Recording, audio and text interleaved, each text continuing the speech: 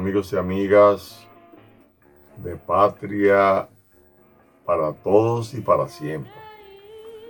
Hoy es lunes 22 de febrero, tal como acordamos el pasado viernes.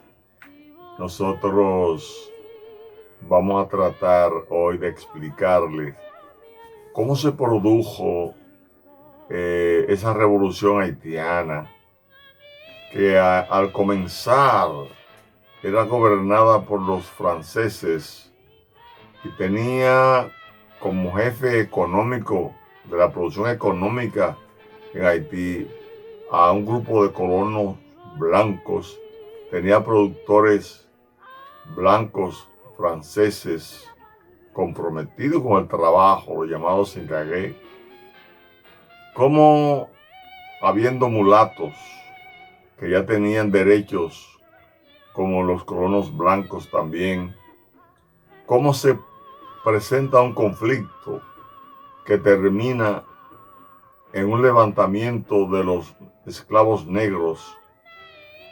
Y cómo, a pesar de una serie de medidas, terminaron definitivamente los esclavos negros, eliminando a todos los blancos y mulatos que había en Haití, después de una lucha de cerca de 13 o 14 años. Vamos a ver eso. Esa parte ya de la colonia francesa de la isla, ustedes saben que les recordamos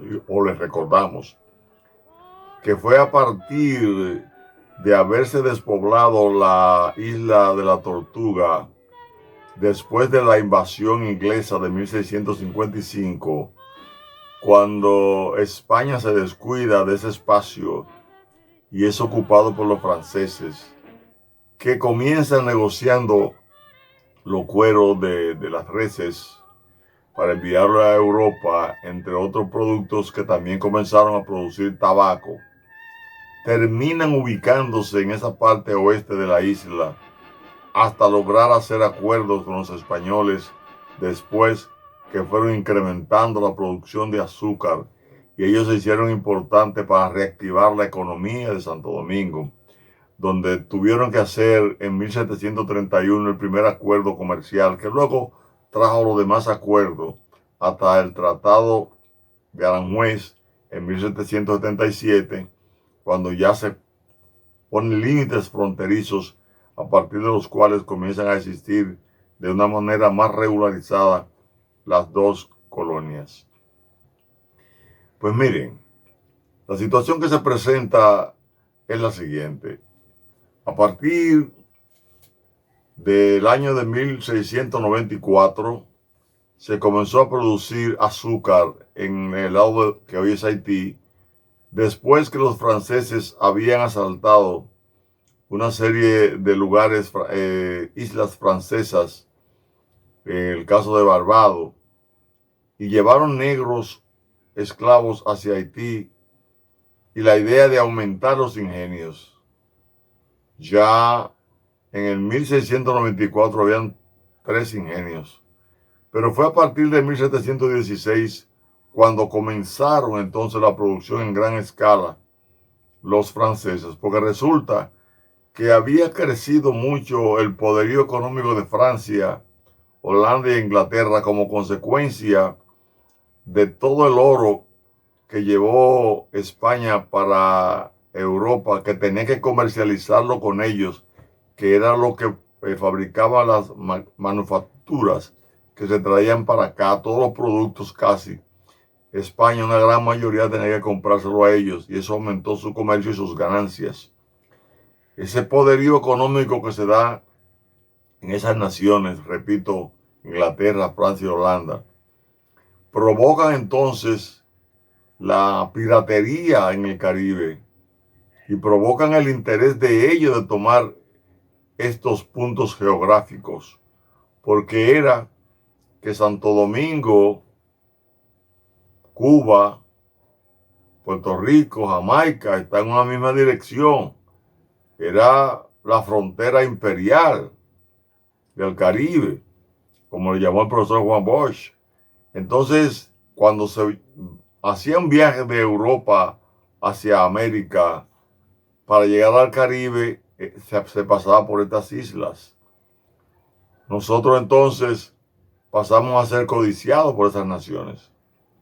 Entonces Francia comenzó a producir mucho azúcar. Antes Francia producía primero tabaco y añil. Después de ahí, a partir de 1716, comienza la producción en gran escala de azúcar y va desplazando inclusive a, a los ingleses que estaban posesionados en la isla de Jamaica y Barbados, produciendo azúcar para ellos poder abastecer las demandas de azúcar de las 13 colonias que tenían en el norte, que luego se independizaron de Inglaterra, y al independizarse de Inglaterra entonces pasaron a negociar los productos de la caña, que es el azúcar, con las 13 colonias. Ya independizadas, las 13 colonias abandonaron el negocio con Jamaica y lo hacen con Haití. Eso hizo crecer enormemente la producción azucarera de Haití. Ya en el 1783, cuando la revolución de independencia norteamericana tiene 7 años, ya los capitalistas franceses estaban invirtiendo una gran cantidad de recursos para aumentar la producción de la caña, aumentar los ingenios y aumentar entonces las importaciones de esclavos negros de África, porque en principio ellos estaban produciendo con unos 3,000 franceses blancos llamados engagué, como dije hace un momentito, que eran los que estaban comprometidos con producir ese producto en Haití y otro producto también de exportación que tenía. Ese crecimiento económico alertó entonces a los colonos que estaban aquí en Haití. Ellos entonces, como Estados Unidos había obtenido su independencia y como se produjo la Revolución Francesa en el 1789, con ese aire de libertades que trajo, pues le llegó a los colonos y ellos querían que lo independizaran. Ellos no querían depender de los capitalistas que estaban en la metrópoli, es decir, allá en Francia, y que era lo que obtenía las grandes ganancias en la comercialización del azúcar en Europa, mientras ellos trabajaban aquí en la dirección para la producción de azúcar. Entendían que las grandes ganancias se quedaban allá en esos grandes capitalistas franceses. Entonces, los blancos, dueños de grandes cantidades de territorio y de ingenios, entonces querían que le dieran su independencia, porque así ganaban más. Pero realmente hubo resistencia. Cuando se produjo la Revolución Francesa, los blancos estaban organizados en el llamado Club Massiac, que era que desde Francia hacía la diligencia para eso, pero también los mulatos, que habían crecido de 1780 a 1789, de 12,000 que eran en el 1780 a 28,000 en el 1789, con muchos recursos, y habían conformado allá en Francia el llamado Club Amigos de los Negros. Y esos mulatos comenzaron inclusive a intervenir en el proceso de la Revolución Francesa, del lado de los liberales que habían allá en Francia, y querían lograr que se emitiera un decreto dándole igualdad a ellos con los blancos. Los blancos querían independencia de Francia y de los comerciantes de la metrópolis, y los mulatos querían entonces la igualdad con los blancos. Esa contradicción se manejó de tal manera que en un momento determinado ellos querían lograr eso, y se envió una comisión aquí, civil, de alto nivel, a ver cómo lograban esa unidad entre los blancos que estaban aquí en Haití, de Francia, y los mulatos que se habían desarrollado producto de que no había muchas mujeres blancas y los blancos que estaban aquí tenían que vivir con las negras esclavas, y entonces hubo un código que fue el Código Negro del año de 1685. En su artículo 59 establecía que los hijos de blancos franceses con negras africanas tenían que obtener los mismos derechos que los demás. Al lograr eso en el Código Negro, los blancos hicieron emitir leyes también para seguir discriminando a los mulatos. Eso acentuó la lucha entre ellos. Pero ¿qué pasa? Con los aires de libertad que había traído la Revolución Francesa, el 14 de agosto de 1791 estallan los negros y se levantan. Al levantarse los negros bajo la dirección de Toussaint Louverture, los blancos y los mulatos tuvieron que aliarse. Pero fue muy grande el desarrollo de ese levantamiento de los esclavos negros. Pero entonces cada uno buscó una ayuda internacional con la cual llevar a cabo la lucha que se estaba dando. Por ejemplo, los esclavos negros se unieron a los españoles de esta parte de la isla que querían involucrarse en ese levantamiento para reconquistar las tierras perdidas. Entonces, los españoles avanzaron hacia el norte conjuntamente con Toussaint Louverture. Pero, por otro lado, los blancos se aliaron a los ingleses, porque los ingleses estaban en contra de los franceses, porque los franceses le habían quitado el mercado del azúcar de Jamaica. Se habían ido a negociar con los americanos, con las 13 colonias que se habían liberado de Inglaterra. Ese triángulo de poder se acentúa aquí en lucha en la parte oeste de la isla, que es Haití. Por un lado, los ingleses se metieron a luchar a favor de los blancos, los esclavos negros a luchar por su libertad, con los españoles, y los franceses siguieron con los mulatos. Pero llegó un momento que los mulatos y los blancos tuvieron que unirse. En ese momento que se unen los mulatos y los blancos, se produce entonces la abolición de la esclavitud para los negros que estaban levantados. Eso hizo que los esclavos negros, dirigidos por Toussaint Louverture, se unieran entonces a los franceses y abandonaran a los españoles. Ya blancos franceses y negros esclavos unidos le cayeron entonces arriba a los ingleses. Y en el 1798, General Maitland llega y firma un acuerdo para salir en abril desde el 99 derrotado los ingleses. Bueno, pues entonces continúa el poder en manos de Toussaint Louverture.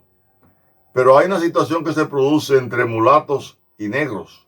Y es que mientras los esclavos dirigidos por Toussaint Louverture estaban dominando la parte norte de Haití, y Rigaud, que era que representaba a los mulatos, en un principio ellos acordaron poner a trabajar nuevamente a los esclavos, ya no como esclavos, sino como asalariados, donde el 25% de la producción de las ganancias le corresponderían a los dueños de plantaciones, el 25% a los negros productores y el 50% para el Estado. Todavía no se había dado la ruptura entre los franceses y los esclavos. Pero llegó un momento en que Toussaint Louverture consigue, con el último miembro de la Comisión Civil de alto nivel que había de Francia, que el Tratado de Basilea, que se había firmado el 22 de julio,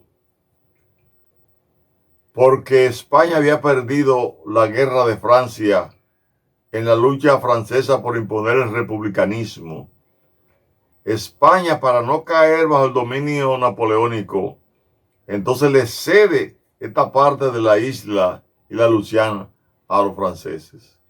que es ahí cuando Toussaint Louverture consigue que, como ya se había declarado mediante el Tratado de Basilea del 22 de julio de 1795, que esta parte de la isla, la parte española, le pasara a ellos. Él logró la orden de la comisión para él venir aquí a atacar, a tomar a Santo Domingo. Y viene y entra el 26 de enero de 1801, entra aquí. El 26 de enero coincide inclusive con el 26 de enero que nació Duarte en el 1813, 12 años después.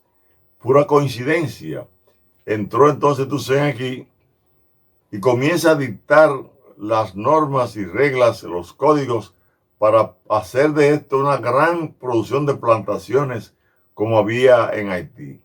Resulta que Napoleón necesitaba que la parte francesa y esta parte produjera para su régimen, porque era necesario que esta parte se convirtieran en la colonia más productiva, como lo fueron en el lustro de 1880, 1885 y 90, cuando estalló la Revolución Francesa. Había una producción muy grande y ese capital lo necesitaba Napoleón para hacer la guerra. Napoleón, viendo que ya Toussaint era gobernador y jefe de los ejércitos que estaba combatiendo, que había demostrado su astucia desde su levantamiento el 14 de agosto de 1791 y que ya había ocupado esta parte de la isla también, decidió enviar un ejército de 58,000 soldados para tomar la isla.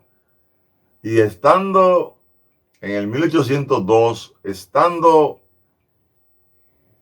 Toussaint Louverture aquí en Santo Domingo, en la parte de Samaná, vio las embarcaciones francesas que avanzaban hacia Haití y llegaron al cabo haitiano, desmontaron soldados de Montecristi y aquí en Santo Domingo. La guerra comenzó contra los franceses. Los franceses perdieron la guerra entonces. Esos soldados que habían peleado en Italia y en Egipto fueron vencidos aquí por las tropas dirigidas por Toussaint Louverture. Pero Toussaint Louverture cayó preso entonces. Al caer prisionero se lo llevan, pero sigue la lucha Jacques Dessalines y después Henry Christopher. Continuaron la lucha y terminaron venciendo a los soldados franceses, que de los 58,000 soldados habían perdido 52,270, porque también vino una gran enfermedad que mató a una gran mayoría de ellos. Lo cierto del caso es que en diciembre de 1803 los franceses habían salido ya de la parte de la isla derrotados. Esto le permitió, después de una guerra civil que se produjo, porque resulta que antes de la derrota del ejército de Napoleón, el general Rigaud, que era mulato, se enfrentó a la tropa de Toussaint Louverture porque Toussaint Louverture era negro y los mulatos no querían dejarse dominar de los negros.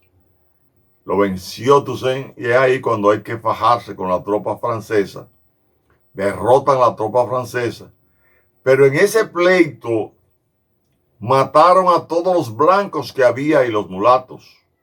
Y solamente quedó una población negra dirigiendo al estado de Haití, que surge el 1 de enero de 1804, la primera independencia que se da en América después de la independencia norteamericana del 4 de julio de 1776. La situación que se presenta en Haití desde ese tiempo hasta ahora es de crisis permanente económica, producto de que ellos incendiaron todos los ingenios todos los medios de producción que había en Haití se quedaron pobres en el poder hasta tener que invadirnos nosotros en el 1822. El próximo viernes nosotros vamos a terminar haciendo una narración apretada de lo que ocurrió entre esa independencia haitiana del 1804, 1 de enero, al 27 de febrero. Vamos a resaltar las partes más importantes que hay en esos 44 años. Lo que pasaron entre 1804 a 1822, cuando llegan los haitianos aquí, nos invaden de nuevo por la elección de Boyer. Los 22 que pasó Boyer dirigiendo hasta la guerra que se desata por Charles Gerard, que derrota a Boyer, y que entonces entra al escenario los grupos trinitarios de nosotros hasta lograr la separación. De eso vamos a hablar el próximo viernes 26 de febrero, y el 27 de febrero, sábado, vamos a tomar una hora para hacer un recuento general desde la llegada de Colón hasta la separación de los haitianos el 27 de febrero de 1844. Les invitamos a que nos acompañen a este intercambio de informaciones históricas, políticas, económicas de ese tiempo. Les repito que nuestra intención es que el pueblo dominicano conozca su historia para que no la repita de nuevo. Que sepamos de dónde vienen nuestros males para que podamos corregirlo. Y eso lo hacemos en este programa de Patria para Todo y para Siempre, donde tenemos que entender que hay reglas y normas para manejar nuestra sociedad, nuestro Estado dominicano, declarado como Estado Social y Democrático de Derecho por el artículo 7 de nuestra Constitución, y que nos corresponde a todos nosotros elevar la categoría de Estado Social y Democrático de Derecho en nuestra sociedad bajo la iluminación del conocimiento y la unidad de los diferentes sectores que luchan por la democracia en nuestro país, para que aquí tengamos un gobierno constitucional, una democracia constitucional, donde se haga lo que hay que hacer, que es que se cumpla con la ley. Para eso el pueblo tiene que entender que para poderse defender, tiene que aprender. Aprender es lo que nos corresponde, porque ya nos decía, y voy a repetir, el gran Simón Bolívar, que un pueblo ignorante se convierte en instrumento ciego de su propia destrucción. Aquí pasan muchas cosas, no nos damos cuenta, porque nos han robado la capacidad de aprender. Vamos a lograrlo entre todos. Así que hasta el próximo viernes 26, recordándole que el día que manejemos bien la Constitución, también podremos salir de la corrupción. Pero eso requiere unidad. Ya no una unidad armada como la que hubo en Haití, pero una unidad de conocimiento, de cambio de actitud, que lo podemos lograr. Muchas gracias por compartir con nosotros estos momentos y hasta el próximo viernes 26.